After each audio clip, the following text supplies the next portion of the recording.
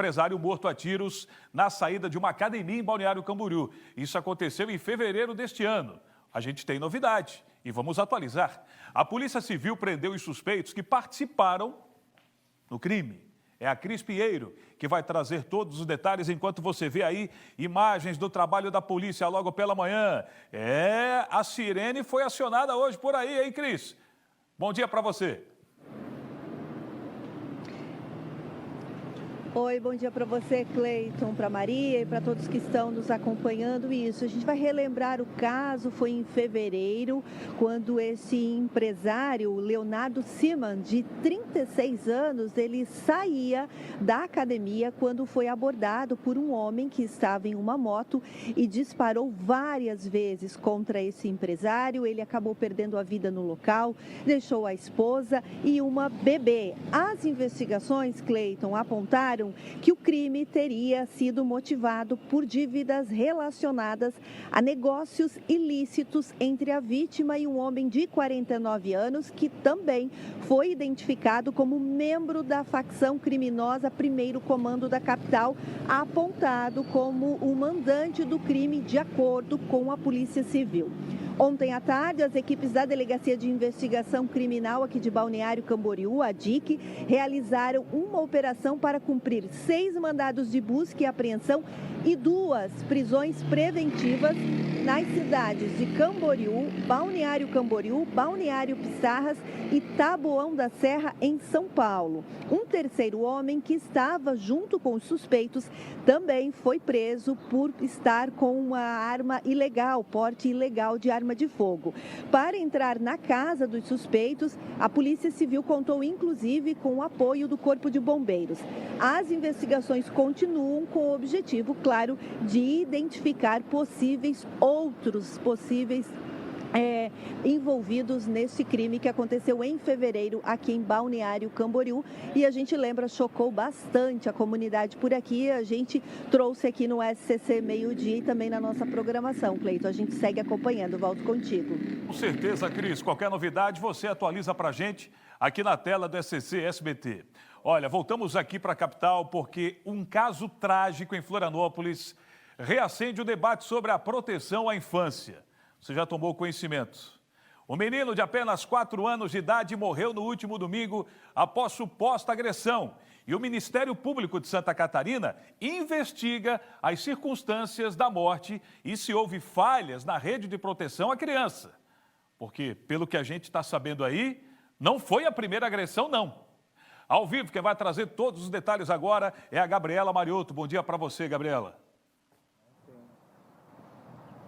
Bom dia, Cleiton. A gente relembra, então, esse caso que chocou aqui a capital nesse último domingo. Então, essa criança de 4 anos, ele estava em casa com o padrasto, quando uma vizinha, que no caso ela é enfermeira, ela chegou a ouvir alguns gritos vindos ali da casa. Então, ela foi até lá. Quando ela chegou, a criança estava desmaiada, já em parada cardiorrespiratória.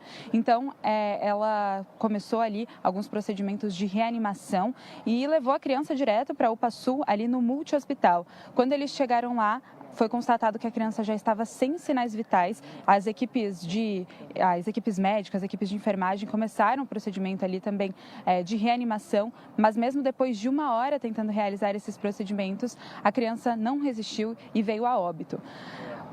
Aí as equipes ali da saúde começaram a suspeitar que alguma coisa estava errada. Isso porque a criança tinha alguns machucados, alguns hematomas no rosto, também na barriga e também nas costas. Eles acessaram o prontuário dessa criança e viram que em maio desse ano ele já havia sido atendido em uma outra unidade hospitalar, no caso aqui onde nós estamos, no Hospital Infantil Joana de Guzmão. Quando ele foi atendido, a gente entrou em contato com a Secretaria de Estado da Saúde, ele foi atendido em maio desse ano e, de acordo com a Secretaria de Saúde aqui de Santa Catarina, todos os protocolos eles foram seguidos corretamente. Então, no dia 23 de maio deste ano, o Conselho Tutelar já havia sido notificado sobre essa suspeita aí de que essa criança estivesse sendo vítima de maus tratos, vítima de violência ali dentro de casa. no dia que essa criança veio a óbito, no domingo, o padrasto e a mãe da criança, eles foram presos preventivamente, na verdade, não preventivamente, foram presos em flagrante. Depois da audiência de custódia, a mãe, que está grávida de 6 meses e não estava com a criança no momento em que toda essa situação aconteceu, ela foi liberada, mediante aí algumas medidas cautelares. Já o padrasto teve ali a prisão em flagrante convertida para prisão preventiva. E agora, a atualização maior que a gente tem sobre esse caso, a principal novidade, é que o Ministério Público de Santa Catarina vai apurar se toda essa rede de proteção ali à criança e ao adolescente, todos esses órgãos responsáveis, se houve alguma falha por parte deles. Nesses órgãos entram educação, saúde, também assistência social, que tem como responsabilidade notificar o Conselho Tutelar caso haja alguma suspeita de maus tratos ou de violência doméstica. A nossa equipe entrou em contato, conversou com a promotora de justiça responsável pelo caso, a promotora Luana Pereira Neco da Silva, da 9ª Promotoria de Justiça da capital, responsável ali por todo esse cuidado com as crianças e com os adolescentes. E ela conversou com a gente um pouco mais, deu alguns detalhes a mais em relação a todo esse processo que vai ser instaurado agora para apurar toda essa situação. Vamos acompanhar.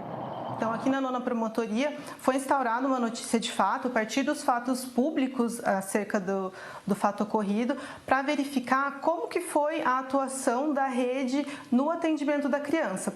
Considerando que já se tinha essa notícia de que, por volta de maio, a criança tinha sido vítima de violência, possivelmente vítima de violência, então como que se deu o atendimento da rede de proteção, tanto no âmbito da saúde, no hospital onde houve o atendimento, quanto pelo Conselho Tutelar, que foi comunicado, né, se houve essa comunicação, se houve o atendimento por parte do Conselho Tutelar, entre outros órgãos que podem ter atuado nessa situação. Atualmente, tramita uma ação civil pública já com sentença, entretanto, sem trânsito em julgado, o município recorreu, reconhecendo a necessidade do município de Florianópolis de instaurar o 5º Conselho Tutelar. Atualmente existem apenas 4 conselhos, entretanto, em razão do número de habitantes da população, já é necessária a instalação de um 5º Conselho Tutelar, com base numa resolução do CONANDA, mas também com base numa lei municipal que também adota esse parâmetro, que é o mesmo da resolução do CONANDA. Então, já existe essa sentença reconhecendo a necessidade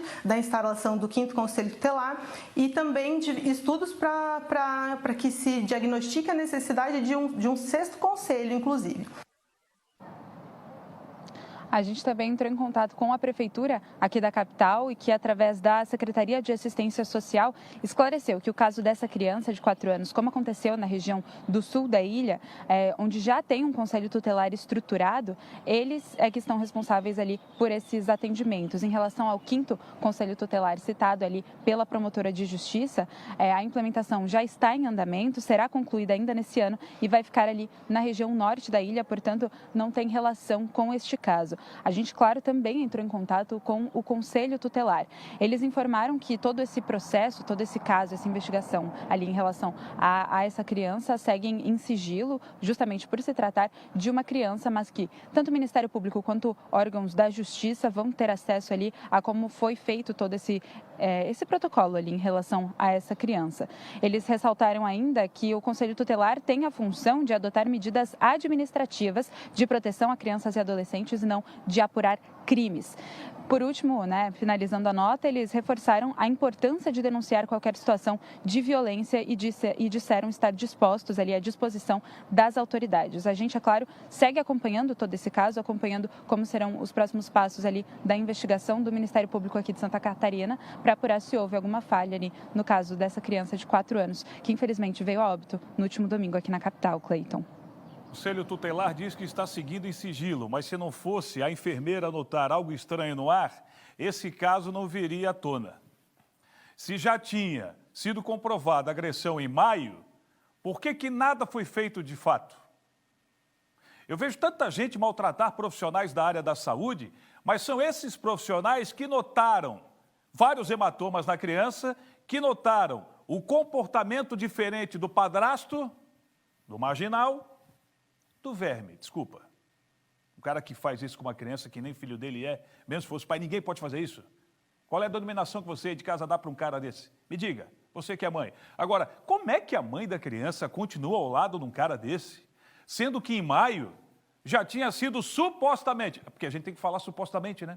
até confirmar, apesar de que o quebra-cabeça já fecha. Como é que ela conseguia dormir ao lado do cara desse? Me conta. E ainda grávida. Ai, a cada dia que passa, a gente fica mais revoltado com essa situação e agora um anjo não está mais entre nós, que nem pedir socorro tinha condição, porque era autista não verbal. Guardava para si todas as dores. Se não fosse a vizinha notar na hora... Ah, que coisa. Obrigado, Gabriela. Ó, esse caso realmente destrói a gente. Um caminhão carregado